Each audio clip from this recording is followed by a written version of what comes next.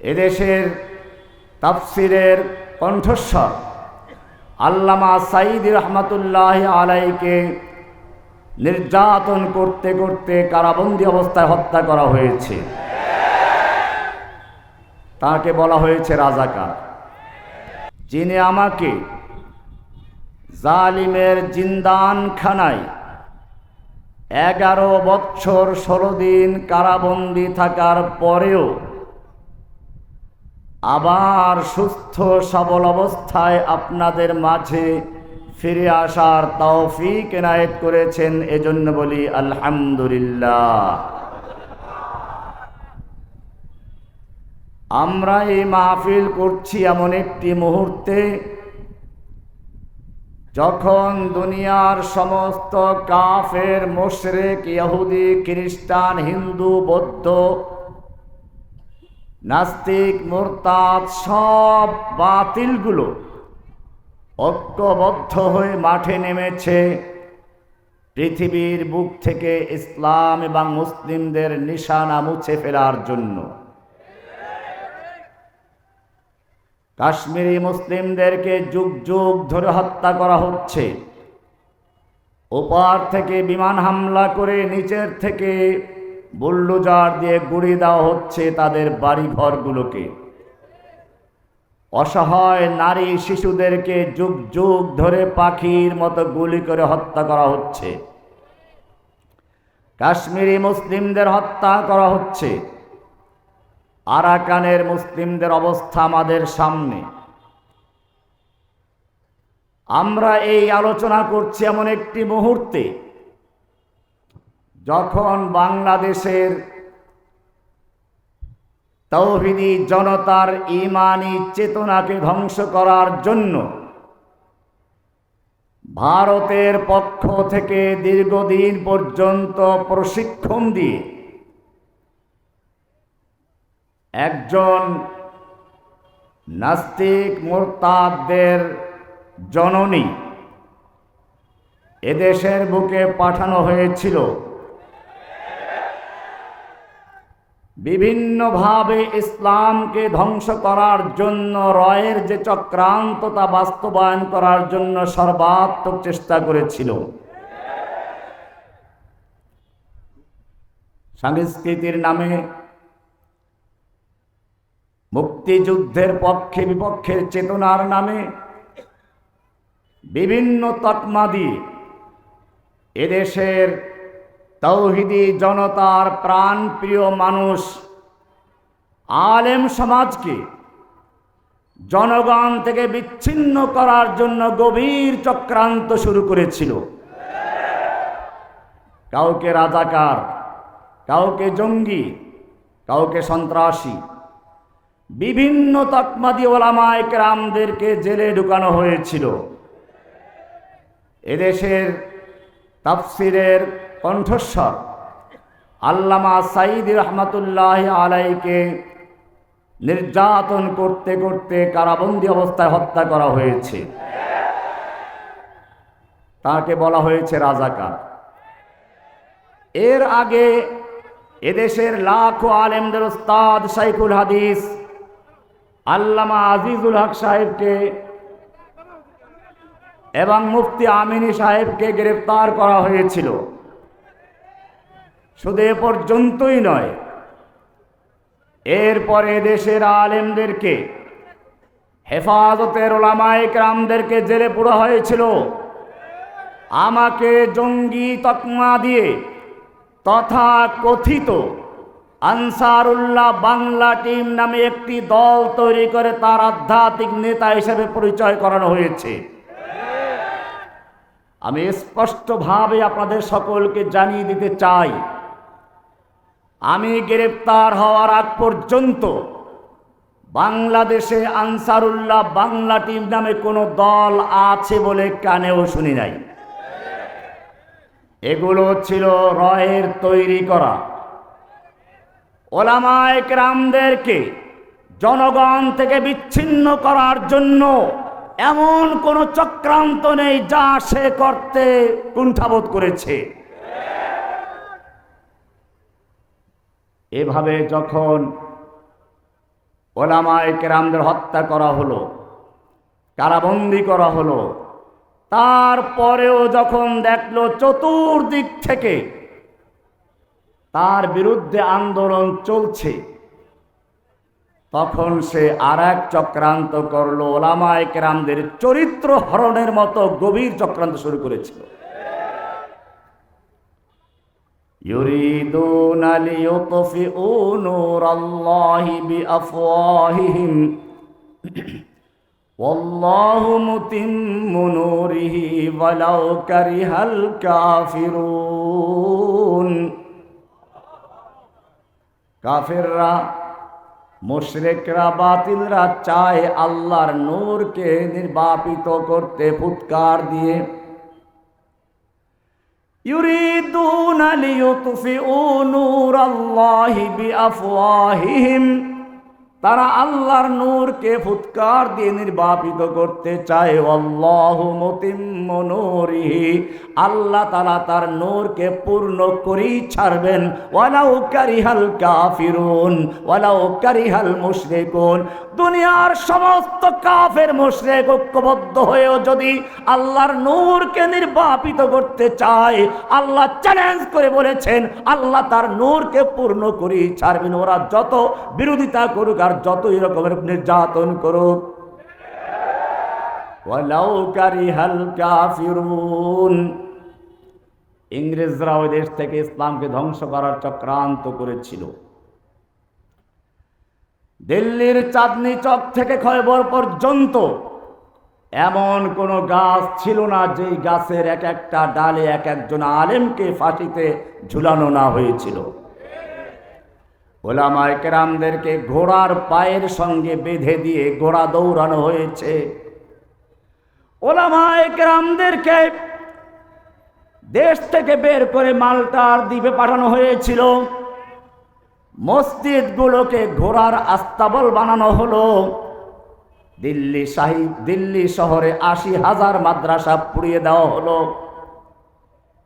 এরপরেও যখন দেখলো ইংরেজ বিরোধী আন্দোলন বন্ধ হয় না, বরং আরো দাবানলের মতো ছড়িয়ে পড়েছে, ইংরেজ সরকার তখন ভারতের দালাল কাদিয়ানীদেরকে ডাকলো, দালালদেরকে ডাকলো। তোমাদের পরামর্শ অনুযায়ী আলেমদের হত্যা করেছি, তোমাদের পরামর্শ অনুযায়ী মাদ্রাসা পুড়িয়েছি, তোমাদের পরামর্শ অনুযায়ী কোরআনুল কারীমকে পুড়িয়ে দিয়েছি, তোমাদের পরামর্শ অনুযায়ী মাদ্রাসাগুলোকে ঘোড়ার আস্তাবল বানিয়েছি। তারপরেও কেন ইংরেজ বিরোধী আন্দোলন বন্ধ হচ্ছে না? কেন ইংরেজদের বিরুদ্ধে দিন দিন আন্দোলন দাবানলের মতো ছড়িয়ে পড়ছে? ইংরেজদের দালাল ৫টা গোলাম আলেমগণ দরবারে হাজির হলো। বলল, দেখো তোমরা যেই কোরআন পুড়িয়েছ ওটা কাগজের কোরআন, তোমরা যেই মাদ্রাসা পুড়িয়েছ ইটের মাদ্রাসা পুড়িয়েছ, তোমরা মসজিদগুলো ধ্বংস করেছ, ইট আর কাঠের মসজিদ ধ্বংস করেছ, তোমরা কিছু আলেমদেরকে ধ্বংস করেছ। এইভাবে ইসলাম ধ্বংস করা যাবে না। এই আলেমদের মধ্যে এই যে বাচ্চাগুলো পড়াশোনা করে, লক্ষ লক্ষ বাচ্চা রয়েছে, শিশু রয়েছে, যাদের বুকের ভিতরে ৩০ পারা কোরআন সংরক্ষিত হয়েছে। কিয়ামত পর্যন্ত তোমরা এই কোরআনকে ধ্বংস করতে পারবে না। হত্যা নির্যাতন করে তোমরা ধ্বংস করতে পারবে না। বলে, তাহলে কি করা যায়, কি করতে হবে এবারে বলো। এইবার যেই চক্রান্ত করা হলো সেটা ওই বোমার চেয়েও মারাত্মক। বোমা মারলে কিছু মুসলিম মারা যায়, ইসলামের কোনো ক্ষতি হয় না, ইসলামের কোনো পরিবর্তন করা যায় না। কি বললাম ভালো করে বুঝুন। আজকে যদি ১০০ আলেমকে ফাঁসি দেওয়া হয়, ১০০ আলেম মারা গেল, তাতে কি ইসলামের কোনো পরিভাষা পরিবর্তন হবে? কিন্তু যদি এমন কোনো দালাল তৈরি করা হয় যে ইসলামের পরিভাষাগুলো পরিবর্তন করে দিবে, তাহলে ক্ষতি বেশি কিনা? এই পরিকল্পনা নিয়ে ইংরেজরা একজন লোক তৈরি করলো, গোলাম মাহমুদ কাদিয়ানী, যার সবচেয়ে বড় ফতুয়া ছিল ভারতবর্ষে ইংরেজরা হচ্ছে আল্লাহর ছায়া, এদের বিরুদ্ধে জিহাদ করা জায়েজ নেই। जिहाद के नाम छोड़ दो ऐ भाइयों, इस्लाम में हराम है कत्ल किताल। কে বলেছিল? গোলাম আহমদ কাদিয়ানীর প্রসিদ্ধ কবিতা। ৮০,০০০-এর মতো পৃষ্ঠা বই লিখেছে জিহাদ বিরোধী ফতুয়া। ইংরেজ সরকার এ পর্যন্তই শেষ করে নাই, এই গোলাম আহমদ কাদিয়ানীকে দিয়ে নবুয়তের দাবি করালো। প্রথম দিকে আল্লাহর ওলি, তারপরে মুজাদ্দিদ, তারপরে ছায়া নবী, মুসা আলাইহিস সময় হারুন যেমন নবী, ছায়া নবী, বুরুজি নবী। এরপরে 1901 সালে গিয়ে সে পূর্ণাঙ্গ নবুয়তের দাবি করে। ঠিক একইভাবে আমাদের বাংলাদেশেও ওলামায়ে কেরামদের ভিতর থেকে ইসলামী স্পৃহা ধ্বংস করার জন্য, জিহাদ থেকে বিমুখ করার জন্য একজন কাদিয়ানীর মতো লোক তৈরি করা হলো। এই কাদিয়ানীও মাদ্রাসায় পড়া, শুধু মাদ্রাসায় পড়া না, দারুল উলুম দেওবন্দের পড়া। আমিও দেওবন্দের ছাত্র, কাজে আমার ভুল বুঝবে না, দেওবন্দের বিরুদ্ধে বলছি না, একটু পরে আসতে দেওবন্দের অবদানও আছে। 1 লক্ষ ওলামায়ে কেরামদের ফতোয়া নিল, মুফতিদের ফতোয়া নিল। কিসের জন্য? আলেমদের অত্যাচার করা হারাম সেজন্য, আলেমদের ফাঁসি দেওয়া যাবে না এজন্য, আলেমদের কারাবন্দী করা যাবে না সেজন্য, মাদ্রাসার শিক্ষা সিলেবাস বন্ধ করা যাবে না সেজন্য, নবীকে গালিগালাজ করা যাবে না সেজন্য না, এই সব কারণে না, বরং এইসবের প্রতিবাদ করে যে সমস্ত ইমানদার তরুণেরা তাদের ইমান চেতনাকে স্তব্ধ করার জন্য তথা কথিত 1 লাখ মুফতি, ভুয়া মুফতির ফতোয়া দিয়ে জিহাদ বিরোধী ফতোয়া তৈরি করেছিল।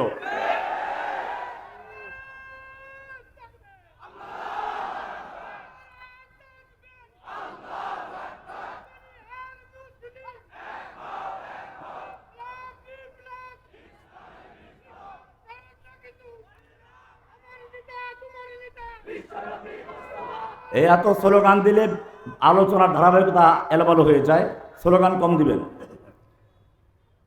আলোচনা হচ্ছিল, ইংরেজরাও সেই চেষ্টা করেছে ইসলামের পরিভাষাগুলো পরিবর্তন করার জন্য। আমি আমার শ্রোতা ভাইদেরকে বলবো, যারা আমাদের ভালোবাসেন, খুব খেয়াল করে শুনবেন। আপনারা ওলামায়ে কেরামদের ভুল ধরবেন না। এই সমাজের লোকেরা মুসলিম না এমন কথা বলবেন না। গণতন্ত্র করলে কাফের হয়ে যায়, এটা বলা দরকার নাই। কারণ কি জানেন? এই অত্যাচার নির্যাতনের পরেও যারা ইসলামকে ধারণ করেছিলেন, নিজেদের রক্তের বিনিময়ে ইসলামের পরিচয়টুকু ধরে রেখেছিলেন, তাদের সেই ত্যাগের কারণে আজকে আমরা ইসলাম পেয়েছি। উইগর মুসলিমরা মুসলিম আছে, তারা কি আকীদার কিছু বুঝে? রোহিঙ্গা মুসলিমরা আকীদার কিছু বুঝে? কিন্তু আপনি তাদের কাফের বলবেন? কেন বলবেন না? কারণ তাদের আকীদা নিয়ে পড়াশোনা করার সুযোগই নেই। উইগর মুসলিমদের কাছে কোরআন পর্যন্ত পাওয়া যায় না। ভারতবর্ষের ইসলামকে ধ্বংস করার জন্য আকীদার কিতাবগুলো বাদ দেওয়া হয়েছিল।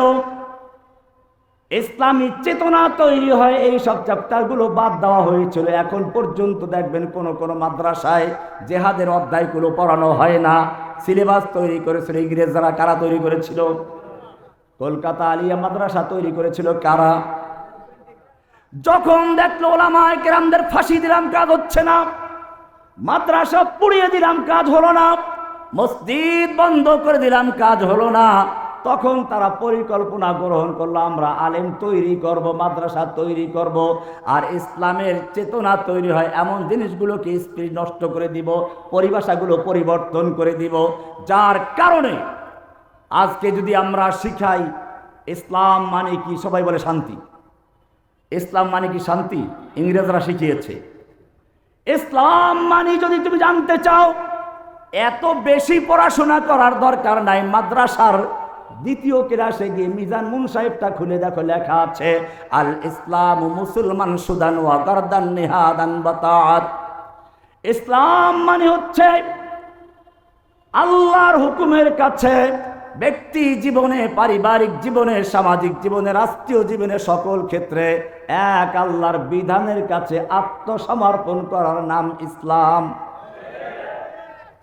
আর এই রকম যারা আত্মসমর্পণ করে তাদেরকে বলে কি? কিন্তু ইংরেজরা পরিবর্তন করে দিল। সেই পরিবর্তন করা সিলেবাস এখন পর্যন্ত আছে। কাজে এটা ওলামায়ে কেরামদের দোষ নয়, যতটুকু ধরে রেখেছে এই জন্য ধন্যবাদ জানান। এখন সুযোগ আছে, এলেম গ্রহণ করেন। আমার ভাইয়েরা, ইংরেজরা যেভাবে বিভিন্ন পরিভাষা তৈরি করেছিল, কলকাতা আলিয়া মাদ্রাসা ইংরেজরা তৈরি করেছিল। তৈরি করার পরে শুধু ক্ষান্ত হয় নাই, সিলেবাস তৈরি করার দায়িত্ব দিয়েছিল ডক্টর ম্যাকলি নামক একজন খ্রিস্টানকে। একজন নয়, দুজন নয়, 27 জন প্রিন্সিপাল ছিল খ্রিস্টান।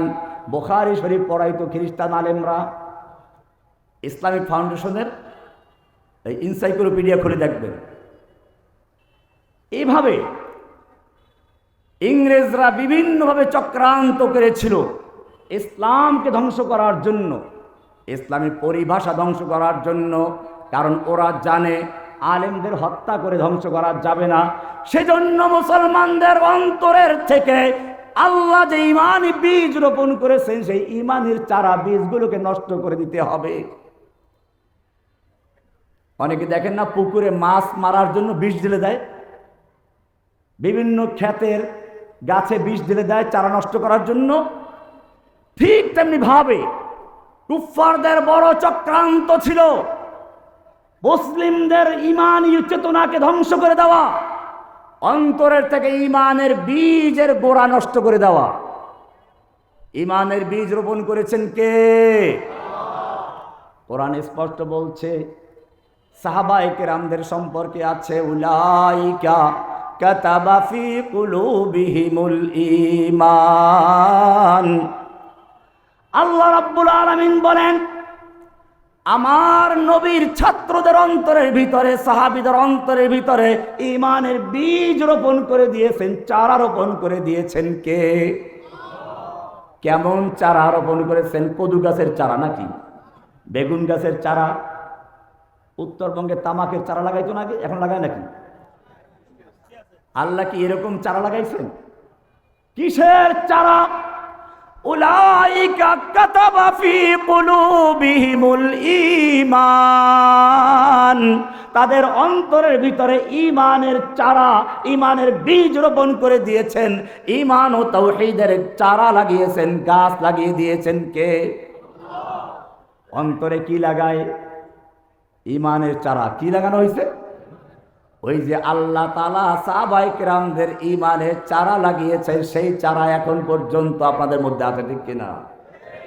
যুগে যুগে কুফফাররা চেষ্টা করেছে মুসলিমদের অন্তর থেকে সেই ঈমানের চারার গাছের গোড়া কেটে দেওয়ার জন্য, কিন্তু জেনে রাখো গাছটা লাগিয়েছেন কে?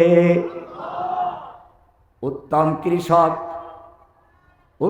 কৃষক খেতে চারা লাগিয়ে ঘুমাইয়া থাকে না, খেতে আগাছা পরগাছা ঢুকতে না পারে সেজন্য বাছাই করে কিনা।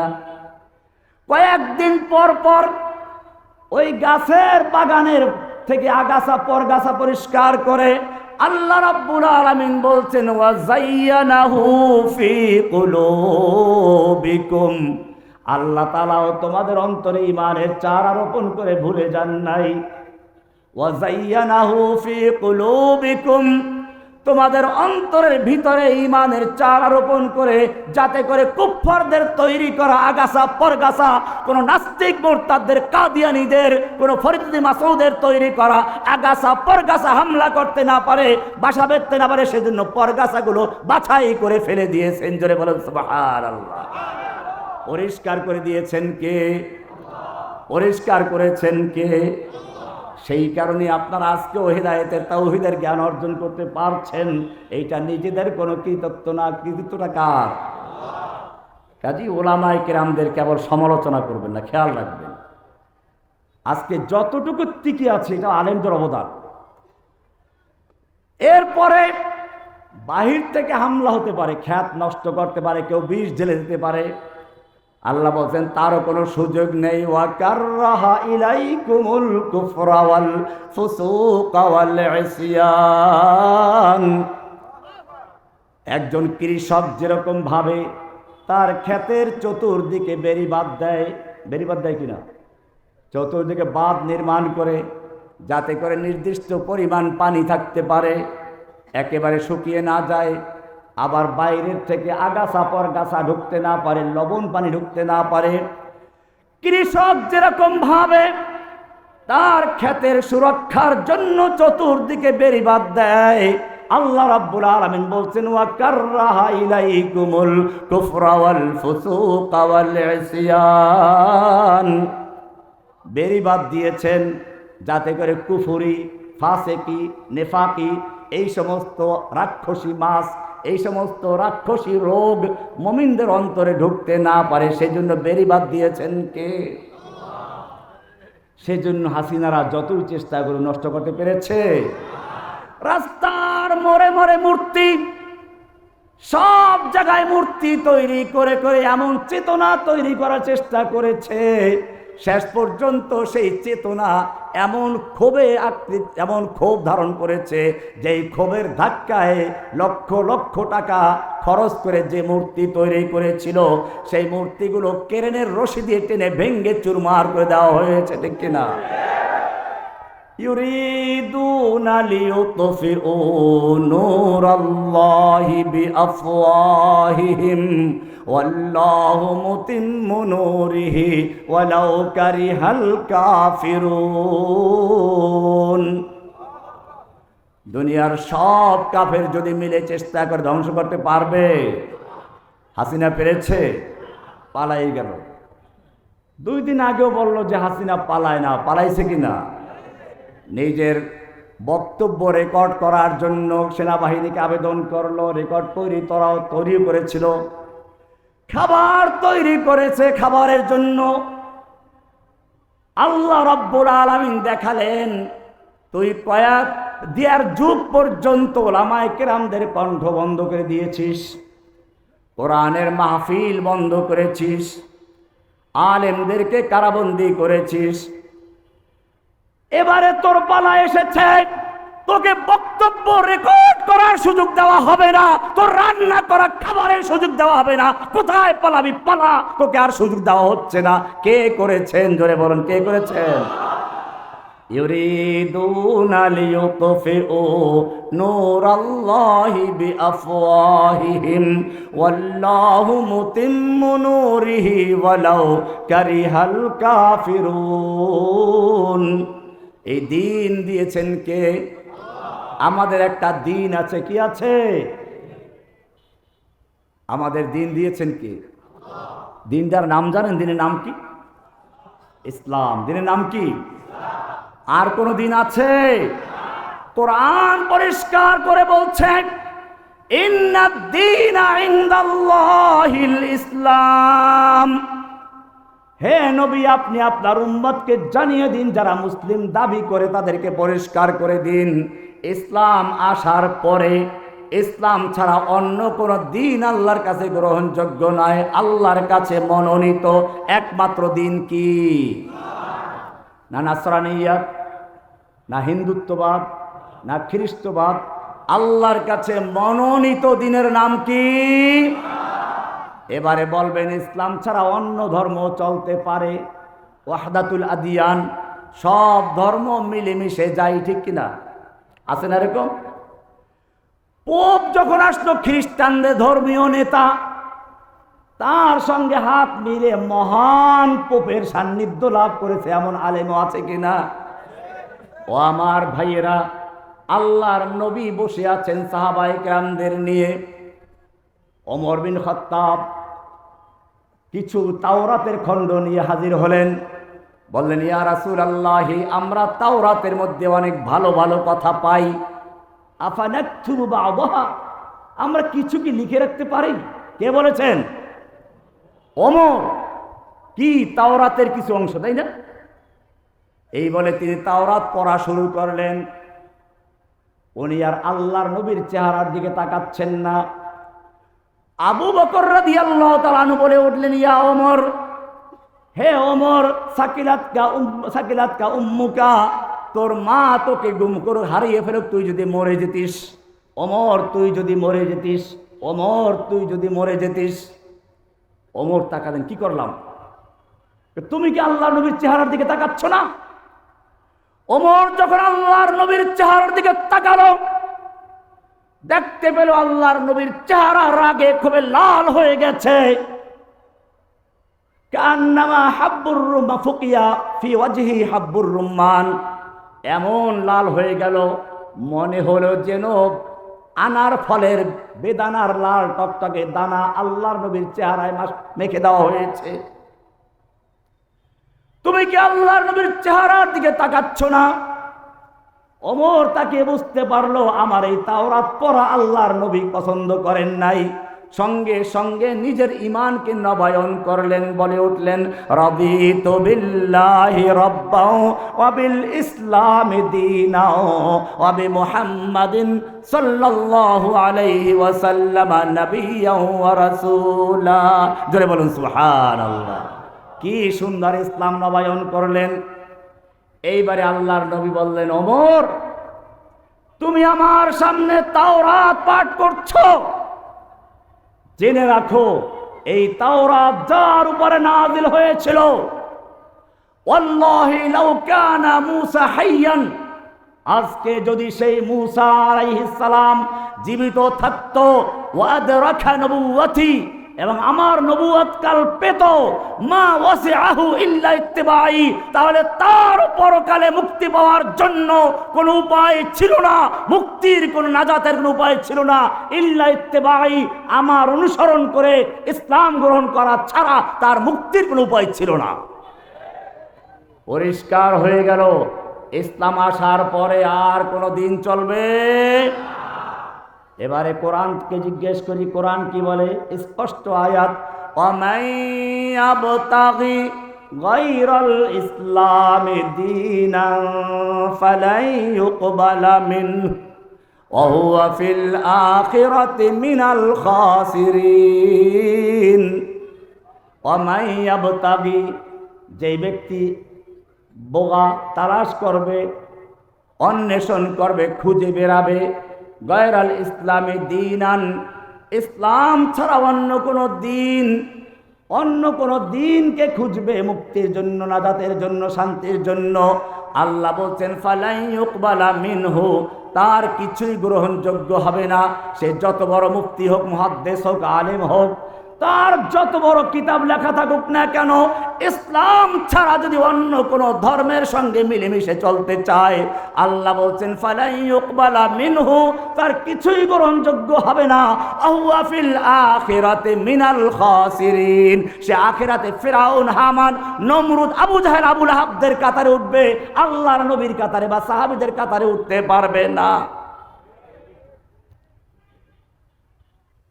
আমাদের দিনের নাম কি? এবারে প্রশ্ন হচ্ছে, ইসলাম পূর্ণাঙ্গ না অপূর্ণাঙ্গ? আল্লাহর নবী দীর্ঘ 23 বছর পর্যন্ত নবুয়তের কাজ করলেন। এবারে বিদায় হজের ভাষণ দিচ্ছেন। আরাফার ময়দান থেকে মুজদালিফা এলেন, এখানেও একটা ভাষণ দেওয়ার জন্য দাঁড়ালেন। আল্লাহর ফেরেশতা জিবরাইল আলাইহিস সালাতু ওয়াস সালাম আয়াত নিয়ে হাজির হয়ে গেলেন, আল ইয়াউমা আকমালতু লাকুম দীনাকুম, হে নবী আপনি আপনার উম্মতদেরকে জানিয়ে দিন, আল ইয়াউমা আকমালতু লাকুম দীনাকুম, আজকে আমি তোমাদের জন্য তোমাদের দ্বীনকে মুকাম্মাল করে দিলাম, পরিপূর্ণ করে দিলাম। কে বলেছেন? ওয়া আতমামতু আলাইকুম নি'মাতি, আমি তোমাদের উপরে আমার নেয়ামত ওহির ধারা সমাপ্ত করে দিলাম। ওয়ারাদিতু লাকুমুল ইসলাম দীনা, এবং কিয়ামত পর্যন্তের জন্য একমাত্র শুধুমাত্র ইসলামকে আমি দ্বীন হিসেবে মনোনীত করেছি। জোরে বলুন সুবহানাল্লাহ। আমাদের দ্বীনের নাম কি?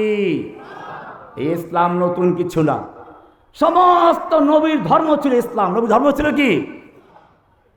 আম কুনতুম শুহাদা ইয হাদারা ইয়াকুবাল মাউত إذ قال لبنيه ما تعبدون من بعدي قالوا نعبد إلهك وإله آبائك إبراهيم وإسماعيل وإسحاق إلها واحدا ونحن له مسلمون। আমরা সবাই মুসলিম। ইব্রাহিম কি ছিলেন? ইসহাক কি ছিলেন? ইসমাইল কি ছিলেন? সব কি ছিল? মুসলিম। ইহুদি খ্রিস্টান ছিল না। আল্লাহ কোরআনে পরিষ্কার বলেছেন, মা কানা ইব্রাহিম ইয়াহুদিয়া মা কানা ইব্রাহিম ইয়াহুদিয়া ওয়ালা নাসরানিয়া ওয়ালাকিন কানা হানিফাম মুসলিমা। ইব্রাহিম আলাইহিস সালাম ইহুদিও ছিল না, খ্রিস্টানও ছিল না, একজন হানিফ মুসলিম ছিল। কি মুসলিম ছিল? হানিফ মানে কি? হানিফ অর্থ কি? হানিফা মৌজ আপনার পরে ইন্নী ওয়াজ্জাহাতু ওয়াজহিয়া লিল্লাযী ফাতারাস সামাওয়াতি ওয়াল আরদা হানিফা। হানিফান মানে কি? একনিষ্ঠ পাবলিকের জবাব।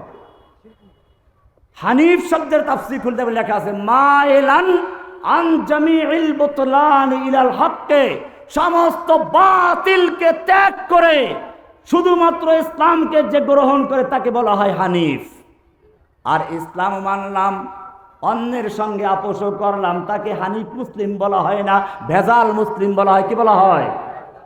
এরা 8 নাম্বার মুসলিম। কয় নাম্বার মুসলিম? এটা আবার কি? এটা সূরা বাকারা 8 নাম্বার আয়াতে আছে। কোরআনে আল্লাহ বলেছেন, ওয়ামিনান নাসি মান ইয়াকুলু আমান্না বিল্লাহি ওয়া বিল ইয়াউমিল আখির ওয়া মা হুম বিমুমিনিন।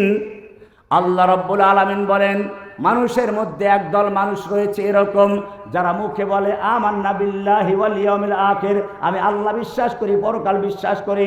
আল্লাহ তাআলা বলছেন ওয়া মা হুম বিমুমিনিন, খবরদার খবরদার, এই লোকগুলো মুমিন না, এরা হচ্ছে মুনাফিকেরা। কি?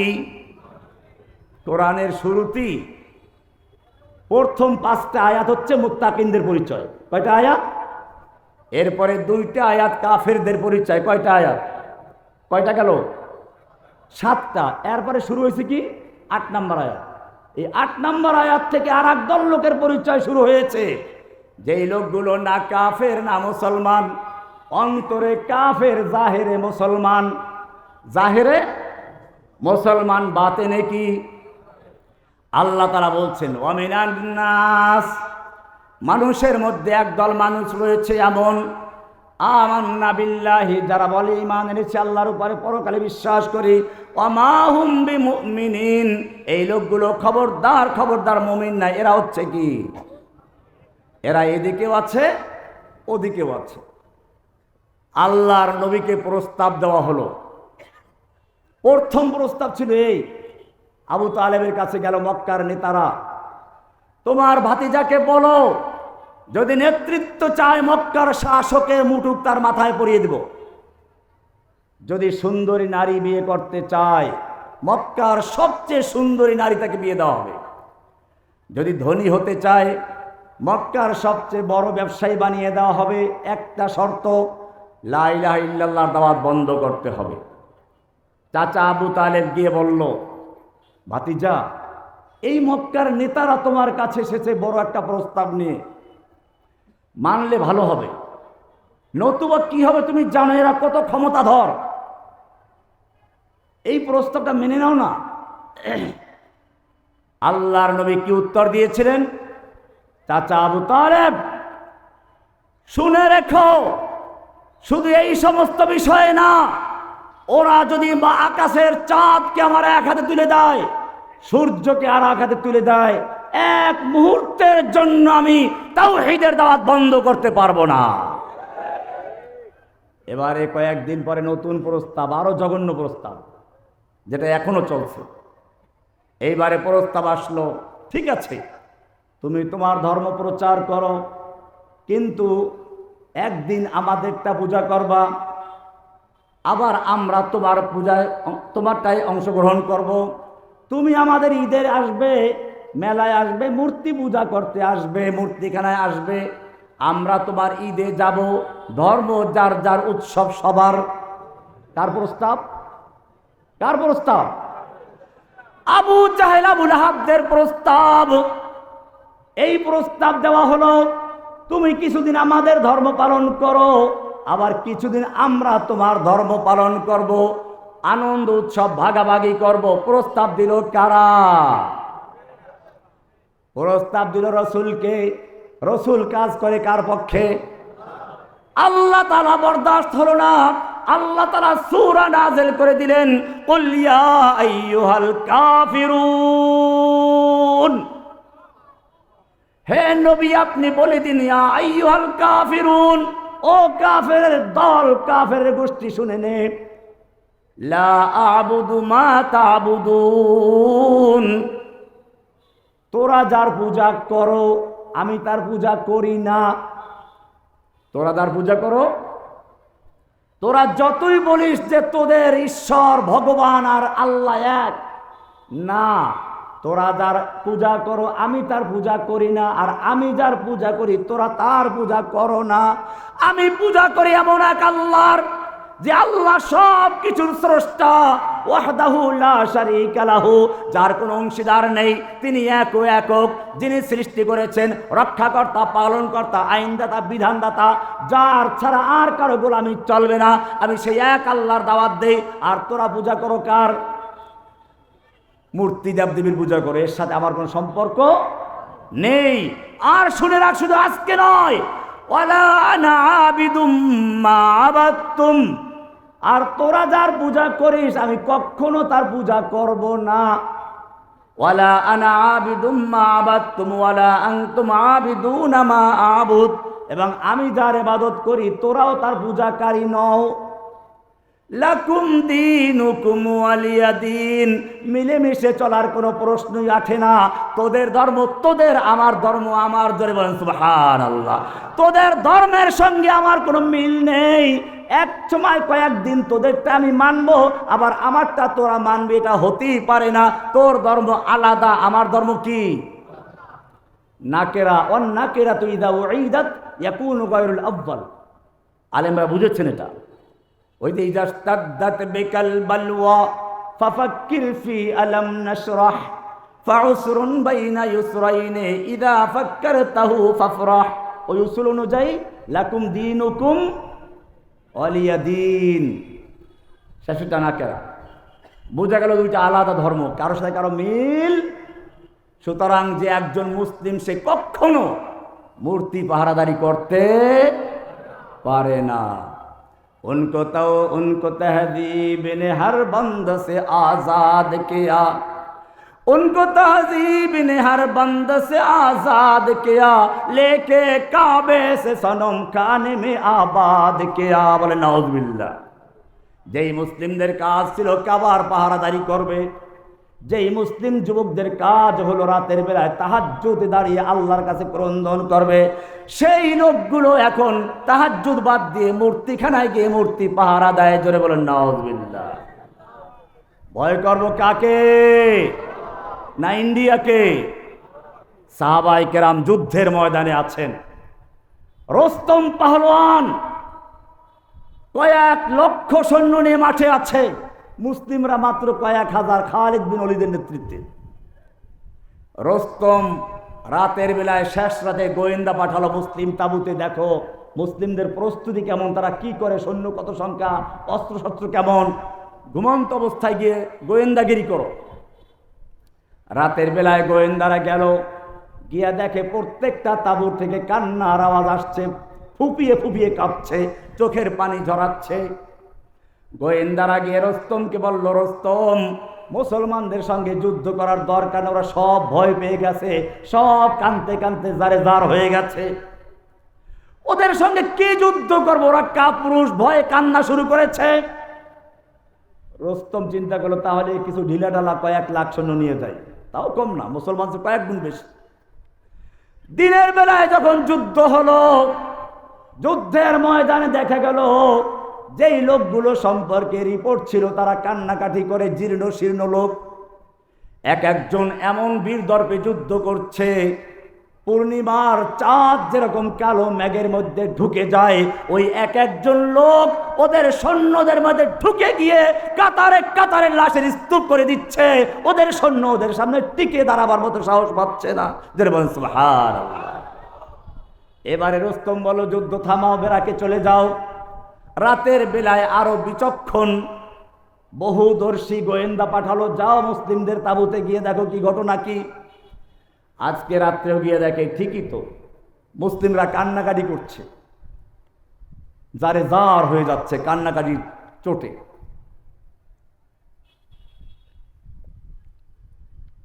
এবারে গোয়েন্দারা চিন্তা করলো, ঠিক আছে, রিপোর্ট তো ঠিক আছে, কান্নাকাটি করে কেন, কান্নাকাটি করে সেইটা বের করা দরকার। এইবারে তারা কান্নার ভাষা বোঝার চেষ্টা করলো,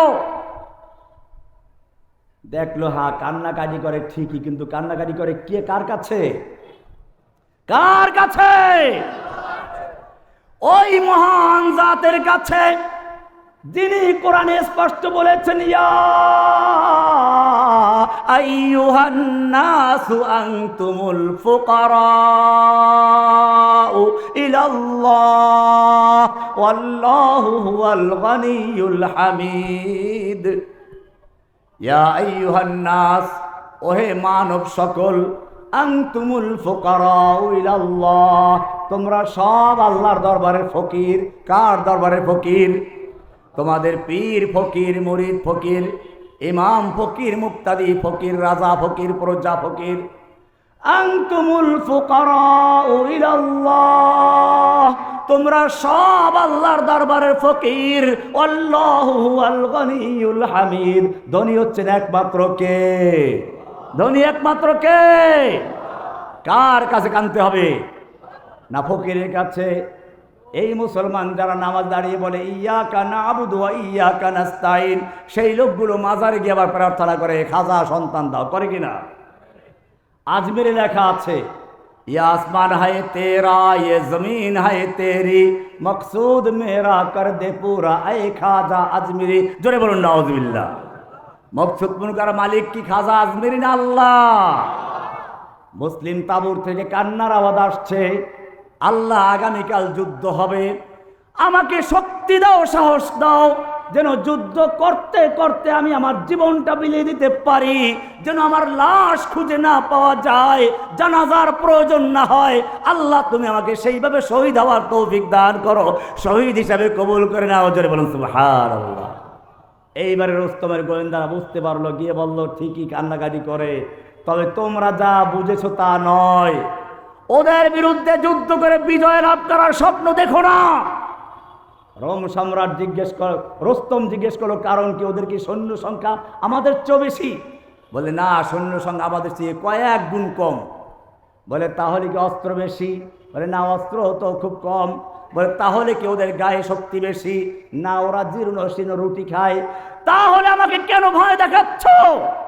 সৈন্য আমার বেশি, অস্ত্র আমার বেশি, শক্তি আমাদের বেশি, আমাকে কেন ভয় দেখাচ্ছ? আমাকে কেন হীনমন্য করছো?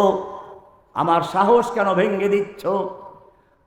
রুস্তমের গোয়েন্দারা বলল, আমাদের নেতাজি শুনো, অস্ত্র আমাদের বেশি, সৈন্য আমাদের বেশি, শক্তি আমাদের গায়ে বেশি, কিন্তু জেনে রাখো তোমার সৈনিকদের কাছে সুন্দরী নারী আর মদের পেয়ালা যত বেশি প্রিয়, খালিদ বিন ওলীদের সৈন্যদের কাছে তার চেয়ে মৃত্যু অনেক বেশি প্রিয়। জোরে বলুন সুবহানাল্লাহ। डरते नहीं दुनिया में मुसलमानों के सीसे, जब दौलत ईमान मिली उनको नबी से, मर्द मोमिन बातिल से हरगिज़ खौफ खा सकता नहीं, सर कटा सकता है लेकिन सर झुका सकता नहीं।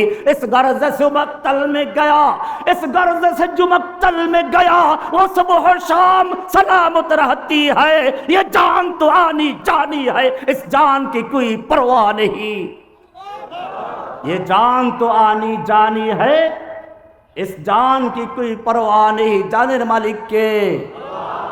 ও মুসলমান জাতি, মনে রাখতে হবে এই ছিল তোমার সাহাবায়ে কেরামদের পরিচয়। ভয় করত কাকে? আমাদের দিন আছে, দিনের নাম কি? ইসলাম কোনো অসহায় দিনের নাম নয়। আমি দেওবন্দে পড়ার সময় ইন্ডিয়া, দিল্লিতে বিভিন্ন জায়গায় ঘুরেছি। মুসলিমদের এলাকায় বাড়ির সামনে লেখা, তুম ফখর সে কহ দো কে হাম মুসলমান হে। কি স্লোগান! এত অত্যাচার জুলুমের পরও লেখা আছে বাড়ির সামনে, তুম ফখর সে কহ দো, গর্বের সঙ্গে ঘোষণা করো আমি মুসলিম। এটাই তো ছিল পরিচয়। আজকে আমাদের লোকে আমাদের পরিচয় ভুলে গেছি আমরা। পাবনার লোকদেরকে বলতে চাই, তোমরা তোমাদের পরিচয় আগে জানো। তুমি মুসলিম, তোমার পরিচয় কি? তোমার পরিচয় কারো জিজ্ঞেস করা দরকার নাই। লা তাসালনি মান আনা, আনা মিন জুনদিস সামা। আমাকে জিজ্ঞেস করো না আমার পরিচয় কি। আমি আসমানের সৈনিক। কোথার সৈনিক? ওয়ালিল্লাহি জুনুদুস সামাওয়াতি ওয়াল আরদ। আল্লাহর রয়েছে সেনাদল, আল্লাহর সৈনিক রয়েছে আসমানে, সৈনিক আছে জমিনে। আসমানের সৈনিক কারা? জমিনের সৈনিক কারা? জমিনের সৈনিক তোমরা। জমিনের সৈনিক কারা? তোমরা কার সৈনিক?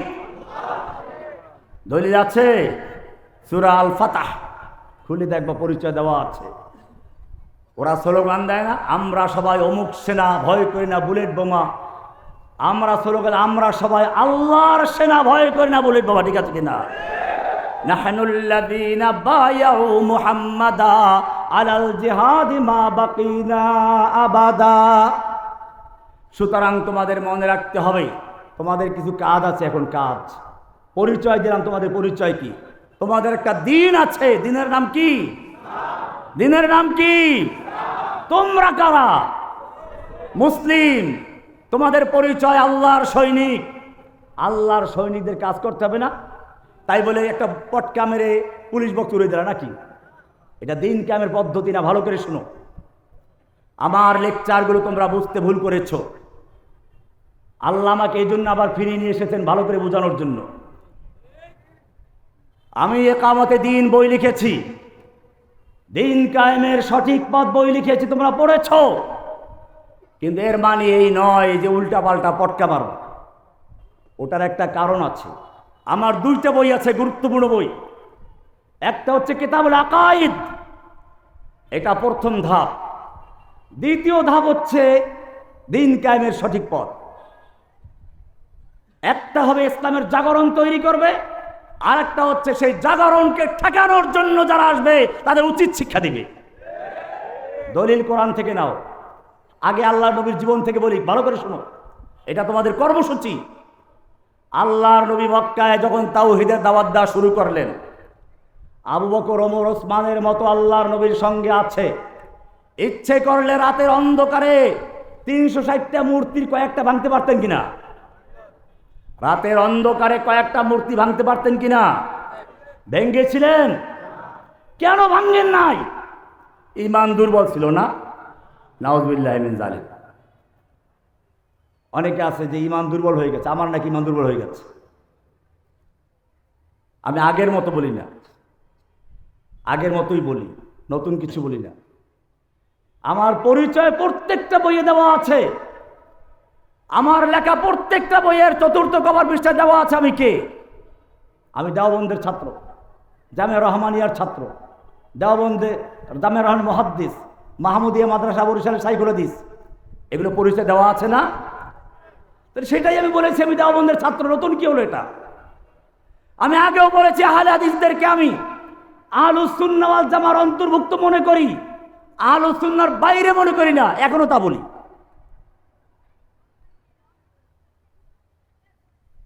আহলুস সুন্নাহ ওয়াল জামা সব মিলিয়ে ইখতিলাফ ফিকহি মাসায় আছে। কেউ হাত বাঁধে এখানে, কেউ এখানে। খুব ভালো করে বোঝা উচিত। এই নিয়ে বাড়াবাড়ি করার কোনো সুযোগ নেই। কারণ আহলে হাদিসরা এখানে হাত বাঁধে একটা হাদিস উপর আমল করে, ঠিক হানাফিরাও এখানে হাত বাঁধে কিসের ভিত্তিতে? হাদিসের ভিত্তিতে। আবু দাউদ খোলো, পরিষ্কার হাদিস রয়েছে যে আল্লাহর রাসূল সাল্লাল্লাহু আলাইহি ওয়াসাল্লাম নাভির নিচে হাত বেঁধেছেন। এখন আবু দাউদ এই হাদিসটা বয়ান করে বলেছেন যে আমি ইমাম বুখারীকে এই হাদিসটা জিজ্ঞেস করেছি, তিনি এটাকে যায়িফ বলেছেন। এখন তুমি পাইলে জয়ীফ কাজে আমল করা যাবে না, ঠিক আছে, ইমাম বুখারী বলেছেন জয়ীফ, সেজন্য তুমি বাদ দিয়ে বুকের উপরটা গ্রহণ করেছো। কিন্তু জেনে রাখো হাদিসের অন্য ইমামরা ওই হাদিসকে সহিহ বলেছেন, অন্য হাদিসের তাবিল করেছেন। কাজী হানাফিরাও কি করে ওই হাদিসটা গ্রহণ করেছেন। তুমি যে যুক্তিতে বুকেরটা গ্রহণ করেছো, একই যুক্তিতে হানাফিরা নিচেরটা গ্রহণ করেছেন। দুই পক্ষই হাদিস আছে, দুই পক্ষই। আমি জোরে বলবো না আস্তে বলবো? তিরমিজি শরীফ খোলো, একই হাদিস দুইজন বর্ণনা করেছেন। একজন বলেছেন খাফাদা বিহা সাওতাহু, একজন বলেছেন মাদ্দা বিহা সাওতাহু। একজন বলেছেন জোরে আওয়াজ করেছেন, একজন আস্তে আওয়াজ করেছেন। দুই গ্রুপ দুইটা নিয়ে গেছেন, দুইজনই হাদিস মানে। কাজে মনে রাখতে হবে এই ইখতিলাফ কোনো মৌলিক ইখতিলাফ না। এই ইখতিলাফ সাহাবীদের যুগেও ছিল, এখনো আছে, ভবিষ্যতেও থাকবে। কোনো দিন এইগুলো একাত্র করা যাবে না। তাহলে কেমনে চলবো? চলবে এরকম, যার যার জায়গায় ইখতিলাফ থাকুক, মৌলিক বিষয় আমরা একাত্র হবো। কিসের ভিতরে? জেনে রাখবেন কুফফাররা আমাদের মধ্যে ফাটল ধরাবার চেষ্টা আগেও করেছে, এখনো করছে। আমার যদি একটা শব্দ ভুল পায় বা একটু এলোমেলো হয়ে যায়, সেইটাকে নিয়ে পুরা তোলপাড় শুরু করে দেয়। দেখেন নাই ভারত কয়েকদিন আগে কি করেছে আমাকে নিয়ে? আমি বের হওয়ার পরে ভারতের কলিজা আগুন লেগেছে। ওরা আমাকে নিয়ে ওদের মিডিয়াগুলো তোলপাড় করে দিয়েছে, আমেরিকা পর্যন্ত আমাকে নিয়ে আলোচনা করেছে। জেনে রেখো জসিমউদ্দিন রহমানী কোনো উল্টাপাল্টা কাজ করার জন্য নির্দেশ দেয় নাই।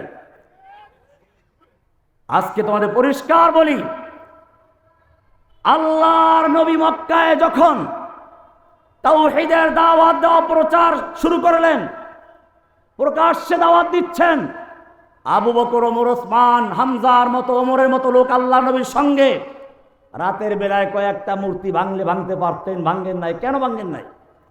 এই রহস্যটা ভালো করে বুঝো। কারণ আজকে যদি একটা মূর্তি ভাঙ্গি, কালকে ওরা তৈরি করবে, আমার তো আর ক্ষমতা নেই সব ভাঙ্গার। সেজন্য আমাকে কর্মসূচি দিতে হবে।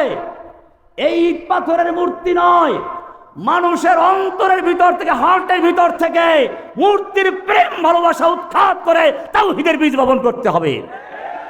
উলাইকা কাতাবা ফি কুলুবিহিমুল ঈমান। মূর্তির মোহাব্বত ভেঙ্গে দিয়ে, অন্তরের থেকে মূর্তি ভেঙ্গে দিয়ে তাওহীদের বীজ বপন করতে হবে। কে বলেছেন? আল্লাহর নবী সেটা কাজে দেখিয়ে দিয়েছেন। ও আমার যুবক ভাইয়েরা, তোমাদেরকেও বলি, তোমরা প্রথমে কিতাবুল আকায়েদ পড়ো, এরপরে তাওহীদের বীজ বপন করো। স্কুলে, কলেজে, মাদ্রাসায়, সব জায়গায় রিকশাওয়ালা থেকে শুরু করে একেবারে সেনাপ্রধান পর্যন্ত সবাইকে তাওহীদের দাওয়াত দাও। কিসের দাওয়াত? তাওহীদের দাওয়াত দাও। তাওহীদ কি আমানত सीनों में है हमारे, आसान ही मिटाना, आसान ही मिटाना, नामो निशा हमारा। তাওহীদের বীজ যখন তোমার অন্তরে বসে যাবে, তোমাকে নিশ্চিহ্ন করা দুনিয়ার কোনো শক্তির পক্ষে সম্ভব নয়। দুনিয়ার সমস্ত অন্ধকারকে ঝাড়ু দিয়ে পিটে যাবে। অন্ধকার দূর করতে হবে কি দিয়ে? আলো দিয়ে। কি দিয়ে?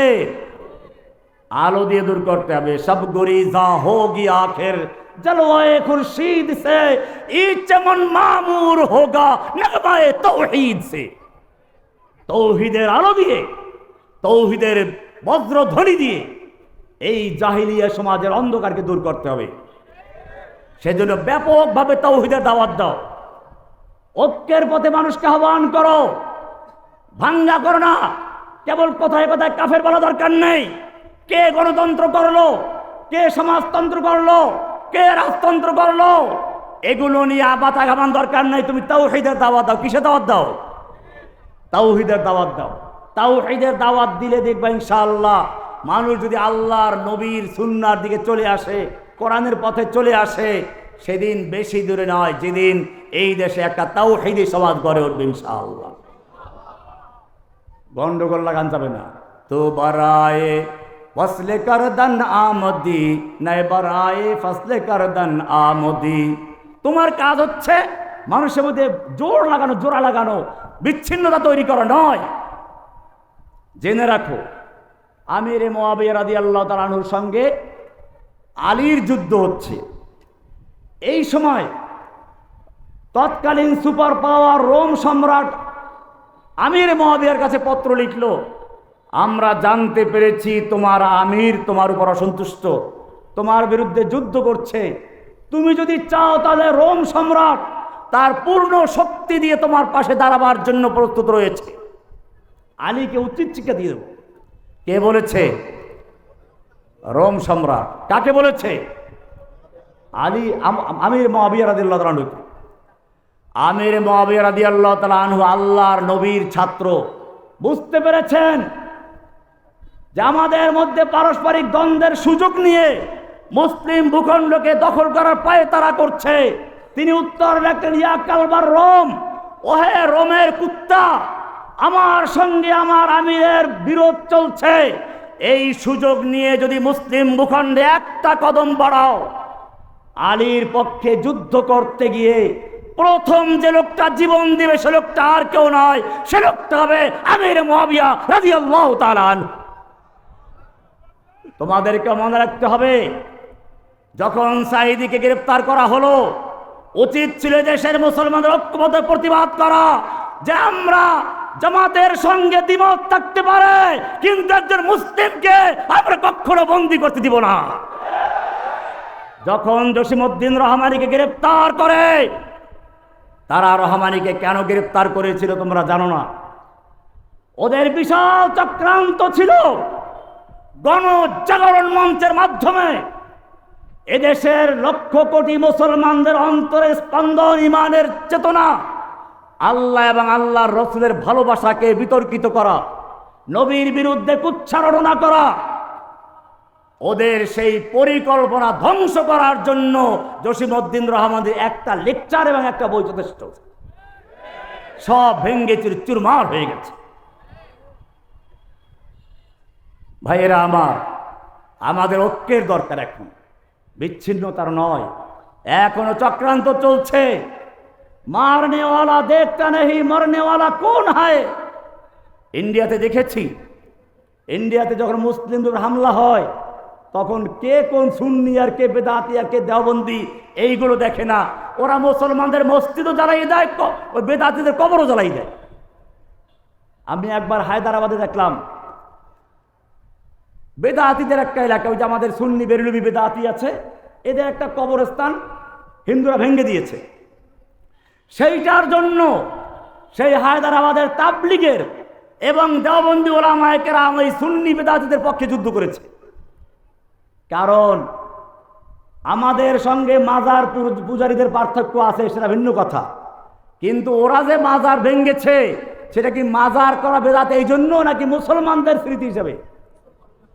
ওরা মুসলমানদের শেয়ার ধ্বংস করেছে, সেই জন্য সেদিন ওই বেদাতির পক্ষ নিয়ে দেওবন্দি এবং তাবলিগি মুসলমানরাও যুদ্ধ করেছিল।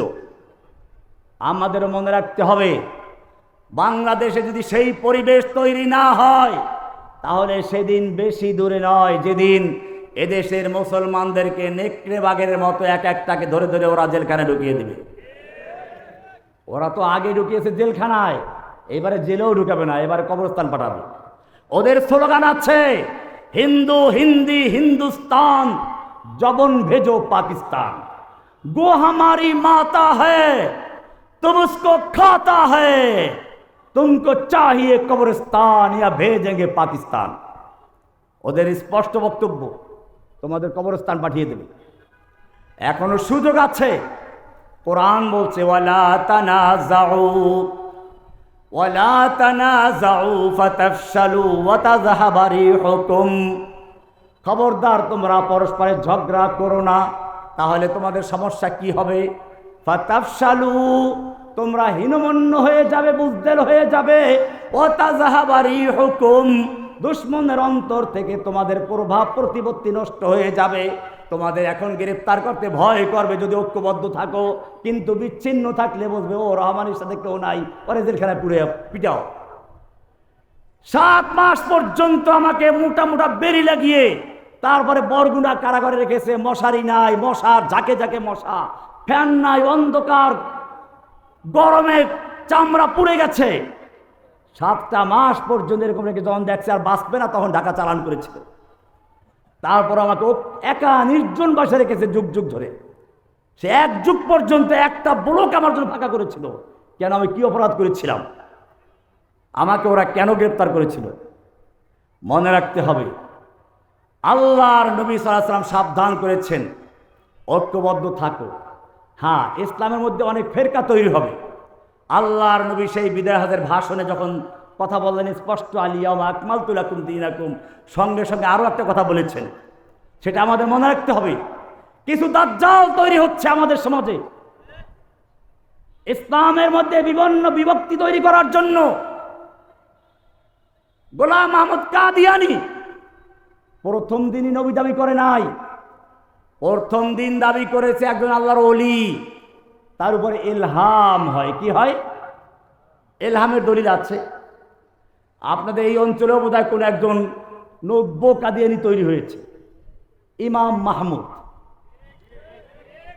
ইমাম মাহমুদ তৈরি হয়েছে, তার কাছে ইলহাম হয়। ইমাম মাহদী আসার আগে নাকি একজন এরকম ইমাম আসবে। এই বেটা হাদিস তোরা পড়ো না আমরা পড়াই। ইমাম মাহদী আসার আগে ইমাম মাহমুদ নামে কোনো ব্যক্তি আসবে কোনো দলিল নাই। সম্পূর্ণ শিয়াদের তৈরি করা জাল হাদিস। এটা হচ্ছে মাহমুদ নামে একজন শিয়া ইমাম ছিল, জনগণ তার থেকে বিচ্ছিন্ন ছিল, হাসিনার মতো।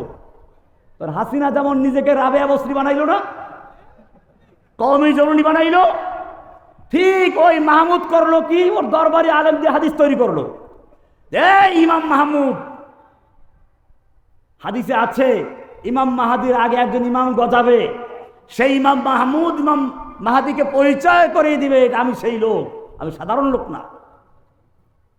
আমি আপনাদের বলতে চাই, ইমাম মাহাদি কোনো ব্যক্তির নাম না। যখন মুসলিম উম্মার একটা করুণ অবস্থা চলে যাবে, তখন হারাম শরীফে মক্কাতে ওই সময়কার বিজ্ঞ আলেমরা বসবেন, পরামর্শ করে একজনকে ইমাম বানাবেন, বলবেন যে আপনি আমাদের ইমাম, আনতা ইমাম আল মাহদি, আপনি হেদায়েতপ্রাপ্ত ইমাম, তাকে দায়িত্ব দেওয়া হবে। এই এক মুহূর্ত আগ পর্যন্ত সে নিজেও জানবে না সে ইমাম মাহদি। তাহলে যখন সে নিজেই জানেন ইমাম মাহদি, তাহলে তাকে পরিচয় করে দেওয়ার জন্য কোন ইমাম মাহমুদ আসবে? সে কি ইমাম মাহমুদ না শয়তান? ওহি আসে না, ওহি শয়তানের পক্ষ থেকে আসে।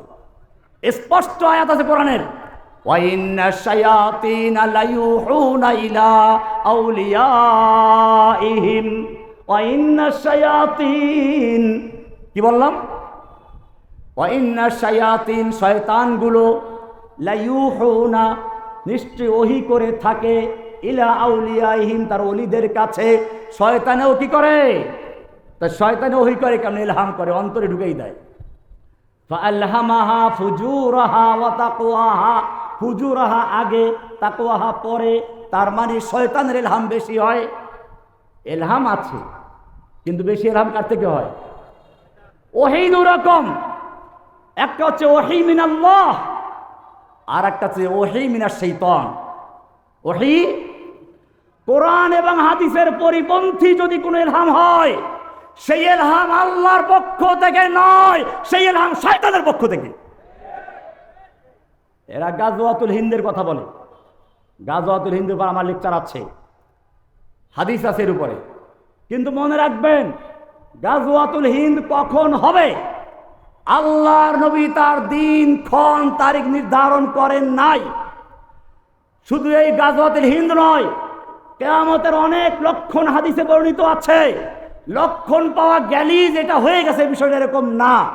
একটু ভালো করে বুঝুন বিষয়টা, অত্যন্ত গুরুত্বপূর্ণ বিষয়। বিভ্রান্তির সৃষ্টি করা হচ্ছে। আবার বলা হয় এরা আমার লেকচার শুনে উদ্বুদ্ধ হয়েছে। ওই গাধা, তোর উদ্বুদ্ধ হইতে বলছে কিনা? তুই আমার লেকচার বুঝিস? এক লোক, বাচ্চা, তার বাপকে জিজ্ঞেস করে, আব্বু তোমার শালা, মানে আমার মামা, তোমার শালা দেখতে কেমন? বাপের জিজ্ঞেস করলো যে তোমার শালা দেখতে কেমন? তো বাপে বলল, তোর বাপের শালা দেখতে কালা, তোর বাপের শালা দেখতে কালা, অর্থাৎ ওর মামা দেখতে কালা। এখন রাস্তায় যারে দেখে তারই কয়, তু মেরে বাপ কা শালা কেউকে তু কালা, তুই আমার বাপের শালা, কারণ তুই যে কালা। কথা কি ঠিক আছে? কালা হইলেই কিভাবে শালা হইবে? এই কালা হইলেই কিভাবে শালা হইবে? শালা হইতে হইলে কি হইতে হইবে? এই শালা হইতে হইলে কি হইতে হইবে? কিন্তু কালা হইলে কি হবে না। আলামত কে লিয়ে জি আলামত শর্ত नहीं है, জি আলামত কে লিয়ে আলামত জরুরি है। জি আলামতের জন্য আলামত জরুরি। শালা হইতে হইলে কালা হইতে হইবে, কিন্তু আলামত কে লিয়ে জি আলামত জরুরি नहीं है। কালা হইলেই শালা হওয়া জরুরি। কাজে কিছু লক্ষণ পাইলি, এই তো এসে গেছে, ইমাম মাহাদি এসে গেছে, এই গাজাতুল হিন্দ শুরু হয়ে গেছে, একবার ফটকা বাজা যেরকম। পরিষ্কার মনে রাখতে হবে, উমুরে তাকবিনিয়ত, যেসব বিষয় ভবিষ্যতে ঘটবে, আল্লাহর নবী যে ব্যাপারে কোনো ভবিষ্যৎবাণী করেন নাই, নির্ধারণ করে দেন নাই। ভবিষ্যৎবাণী করেছেন কিন্তু সময় তারিখ নির্ধারণ করেন নাই, সেইগুলোতে সময় তারিখ নির্ধারণ করার অধিকার কারো নাই। যদি কেউ সময় নির্ধারণ করে দেয়, বুঝতে হবে সেও দাজ্জাল, সে মিথ্যাবাদী। আল্লাহর নবী পরিষ্কার সাবধান করেছেন, সায়াকুনু ফি আখিরিজ জামানি দাজ্জালুন কাযাবুন। আমার উম্মতের শেষ দিকে অসংখ্য দাজ্জাল বের হবে। অসংখ্য দাজ্জাল একটা না, ওই আসল দাজ্জালের প্ল্যাটফর্ম তৈরি করার জন্য, ক্ষেত্র তৈরি করার জন্য, খ্যাত বানাবার জন্য অসংখ্য নকল দাজ্জাল আসবে। এরা করবে কি? ইয়াতুনাকুম মিনাল আহাদিস, তারা তোমাদের কাছে হাদিস নিয়ে আসবে। কি নিয়ে আসবে? বোঝা গেল হাদিস পড়া দাজ্জাল। কোন দাজ্জাল? এগুলো হাদিস পড়া দাজ্জাল। হাদিস দিয়ে দলিল দিবে। কেমন হাদিস? মালাম তাসমাউ আনতুম ওয়ালা আবাউকুম। এমন হাদিস তারা বলবে যেই হাদিস তোমরা কোনোদিন শুনো নাই, তোমাদের বাপ দাদাও শুনে নাই। জাল হাদিস, মিথ্যা হাদিস বুখারীতে নাই, মুসলিমে নাই। আছে কোথায়? কিতাবুল ফিরদাউস। কোথায় আছে? শিয়াদের কিতাব। এই শিয়াদের কিতাব থেকে জাল হাদিস দিয়ে উম্মার মধ্যে ফেরকা তৈরি করা হচ্ছে। আমি স্পষ্ট বলে দেই, যেসব ছেলেরা বিভ্রান্ত হয়েছে, তওবা করো, ফিরে আসো। এরকম কোনো বিষয় নেই, এগুলো সব শিয়াদের জাল হাদিস। শুধু এটা না, ইমাম মাহাদি আসলে আসমানে খবর হয়ে যাবে। আসমান থেকে ঘোষণা আসবে নাকি, হাযা খলিফাতুল্লাহ মাহদি ফাত্তাবিউহু। এই মুসলমান শুনে রেখো, ইমাম মাহাদি এসে গেছে, তোমরা তার অনুসরণ করো। এই গাধা, আল্লাহর নবী যেদিন তায়েফের ময়দানে মার খাচ্ছিলেন, দান দান শহীদ করেছিল উহুদের ময়দানে, সেই সময় কি আসমান থেকে ঘোষণা হয়েছিল, এই খবরদার তায়েফবাসী, ইনি হচ্ছেন আমার শেষ নবী মুহাম্মদ সাল্লাল্লাহু আলাইহি ওয়াসাল্লাম, খবরদার বেয়াদবি করবি না? এমন করে ঘোষণা আসছিল? নবীর জন্য ঘোষণা আসে না, আসবে মাহাদির জন্য না? কি মুসিবত! জেনে রেখো, তোমার ওলি বুজুর্গের চেয়ে আল্লাহর নবীর মর্যাদা আল্লাহর কাছে অনেক বেশি। আল্লাহর নবীর সামনে দিয়ে কেউ চললে, কেউ নবীর মতামতের বিরুদ্ধে কথা বললে ওহী নাযিল হয়ে যায়। ইয়া আইয়ুহাল্লাযীনা আমানু লা তুকদ্দিমু বাইনা ইয়াদাইল্লাহি ওয়া রাসূলিহি। হে ঈমানদারগণ, খবরদার খবরদার, নবীর আগে দিয়ে অগ্রগামী হয়ো না। কে বলেছেন? শুধু তাই নয়, নবীর আওয়াজের চেয়ে জোরে আওয়াজে কথা বললে ওহী নাযিল হয়ে যায়। কোরআন বলছে, ইয়া আইয়ুহাল্লাযীনা আমানু লা তারফাউ আসওয়াতাকুম ফাওকা সাওতিন নবী ওয়া লা তাজহারু লাহু বিল কওলি কাজহারি বা'দিকুম লিবা'দিন আন তাহবাতা আমালুকুম। হে ঈমানদারগণ, খবরদার খবরদার, নবীর আওয়াজের চেয়ে জোরে আওয়াজে কথা বলবি না। এমনটা যদি করো, আন তাহবাতা আমালুকুম, তোদের জীবনের সমস্ত নামাজ, রোজা, হজ, যাকাত, ইবাদত, তাসবিহ, তাহলিল, জিহাদ সব কিছু বরবাদ হয়ে যাবে। নবীর আওয়াজের চেয়ে জোরে কথা বললে কি হয়ে যাবে? সব বরবাদ হয়ে যাবে। কে বলেছেন? শুধু এ পর্যন্তই নয়, নবী রাতের বেলায় তাহাজ্জুদ পড়ছেন, পা ফুলে যাচ্ছে, আল্লাহর পক্ষ থেকে ওহী নাযিল হয়ে যাচ্ছে, ইয়া আইয়ুহাল মুযাম্মিল কুমিল লাইলা ইল্লা কালিলা নিসফাহু আও ইনকুস মিনহু কালিলা আও জিদ আলাইহি ওয়া রাত্তিলিল কুরআনা তারতিলা। হে নবী, আপনি রাতের বেলা ইবাদত করছেন, পা ফুলে যাচ্ছে, আপনি কিছুক্ষণ ঘুমান, অর্ধেক রাত্র বা তার চেয়ে একটু কম বা তার চেয়ে একটু বেশি, আপনি যেরকম সারা রাত্র ইবাদত করলে খুশি হন, আমি আল্লাহ আপনাকে ঘুমন্ত দেখলে খুশি হয়ে যাই। জোরে বলুন সুবহানাল্লাহ। কি মোহাব্বত নবীর সঙ্গে, কি মোহাব্বত নবীর সঙ্গে। আমি জিজ্ঞেস করতে চাই, এই নবীকে যখন তায়েফের ময়দানে পাথর মারা হচ্ছিল, আল্লাহ দেখতে পাচ্ছিলেন কিনা? এই নবীকে উদ্দেশ্য করে যখন উহুদের ময়দানে লোহার টুপির উপরে সজোরে আঘাত করা হলো, লোহার টুপিটা ভেঙ্গে আল্লাহর নবীর গালে আঘাত করে দাঁত দুইটা পড়ে গেছে, লোহাটা ভেঙ্গে দাঁতের মধ্যে রয়ে গেছে। একটু দাঁতে ব্যথা হলে কি কষ্ট পাও, আল্লাহর নবীর দাঁত ভেঙ্গে লোহা ঢুকে পড়েছে, আল্লাহ দেখতে পাচ্ছিলেন কিনা? আল্লাহর ফিরাবার ক্ষমতা ছিল কিনা? ফিরিয়েছিলেন। কেন ফিরান নাই? ভালো করে বুঝুন, কেন ফিরান নাই? যাতে করে কোনো ব্যক্তি বুঝতে না বলতে না পারে আমাদের ময়দানে যাওয়ার কোনো প্রয়োজন নেই, আমাদের যুদ্ধ করার দরকার নেই, আমাদের ফুদিলি ইসলাম কায়েম হয়ে যাবে, আমাদের বুজুর্গ তাকালে চেহারা দিয়ে ইসলাম কায়েম করে ফেলবেন, এইরকম বিষয় যাতে কেউ বলতে না পারে, সেজন্য আল্লাহ রাব্বুল আলামিন তার নবীকে তায়েফে মার খাইয়েছেন। আল্লাহর নবীকে 3 বছর পর্যন্ত কারাবন্দী হতে হয়েছে, আল্লাহর নবীকে উহুদের ময়দানে দান শহীদ করতে হয়েছে। কিয়ামত পর্যন্ত সমস্ত মানুষের জন্য আদর্শ স্থাপন করেছেন। আল্লাহ পরিষ্কার বলেছেন, আম হাসিবতুম তাদখুলুল জান্নাতা ওয়া লাম্মা ইয়াতিকুম মাসালুল লাযিনা খালাউ মিন ক্বাবলিকুম মাসাতুহুমুল বাসাউ ওয়াদ-দাররাউ ওয়া যুলজিলু হাত্তা ইয়াকুলার রাসূলু ওয়াল্লাযিনা আমানু মাআহু মাতা নাসরুল্লাহ। আল্লাহ বলছেন, কে বলছেন? কি বলছেন শোনো, আম হাসিবতুম আন তাদখুলুল জান্নাহ, তোমরা কি মনে করেছো এমনি জান্নাতে প্রবেশ করে যাবে, জান্নাতে ঢুকে যাবে? ওয়ালাম্মা ইয়াতিকুম মাসালুল লাযিনা খালাউ মিন ক্বাবলিকুম, আর তোমাদের কাছে আসবে না ওই সমস্ত বিপদ আপদ মুসিবত যা এসেছিল তোমাদের আগের লোকদের প্রতি। মাসাতুমুল বাসাউ ওয়াদ-দাররাউ ওয়া যুলজিলু হাত্তা ইয়াকুলার রাসূলু ওয়াল্লাযিনা আমানু মাআহু মাতা নাসরুল্লাহ।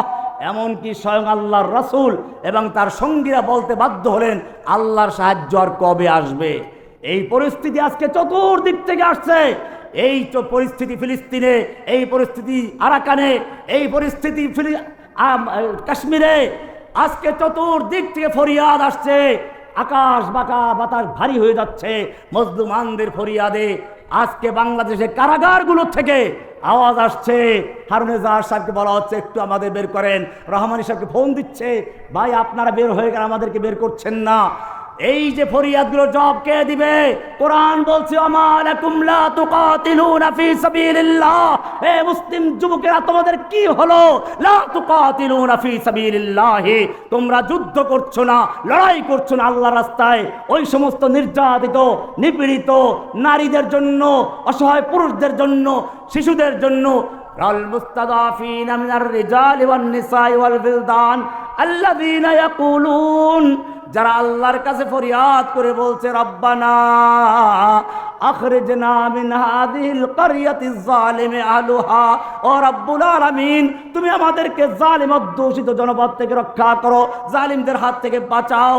ওয়াজআল লানা মিন লাদুনকা ওয়ালিয়া, তুমি আমাদের জন্য তোমার পক্ষ থেকে ওলি পাঠাও, ওলি নেতা পাঠাও। ওয়াজআল লানা মিন লাদুনকা নাসীরা, তোমার পক্ষ থেকে সাহায্যকারী পাঠাও।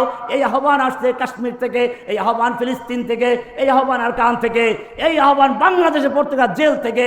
ও আমার যুবকেরা, আহ্বানের জবাব তোমাদেরকে দিতে হবে। ফির তুঝে এক বার করনি है जहां की राहबरी, उठ खुदा के नाम लेकर फिर आलम्बर दारबान, আবার তোমাকে বিশ্বের নেতৃত্ব দেওয়ার জন্য ময়দানে ঝাঁপিয়ে পড়তে হবে। ওঠো, এক হাতে কোরআন নিয়ে আর এক হাতে তরবার নিয়ে ময়দানে ঝাঁপিয়ে পড়ো। সাহায্য করা মালিককে। তন্দিয়ে বাদ মুখালিফ সে না ঘবরায়ো কব, তন্দিয়ে বাদ মুখালিফ সে না ঘবরায়ো কব, ये तो चलती है तुझे ऊंचा उड़ाने के लिए। হে ঊর্ধ্ব গগনের বাস পাখি সমতুল্য যুবকেরা, তোমরা ঝড়ো হাওয়া দেখে ভয় করো না। এই ঝড়ো হাওয়ার তালে তালে পাখি যেমন আকাশে উঠতে থাকে, ঠিক তোমাকেও সকল বাধা বিপত্তি অত্যাচার জুলুম নির্যাতনের মোকাবেলা করে আল্লাহর দ্বীনের পথে এগিয়ে যেতে হবে। সাহায্য করবে কে?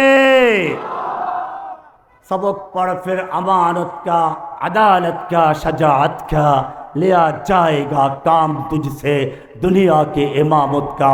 व आखिर दावाना अनिल हम्दुलिल्लाहि रब्बिल आलमीन। अस्सलामु अलैकुम व रहमतुल्लाहि व बरकातुहू।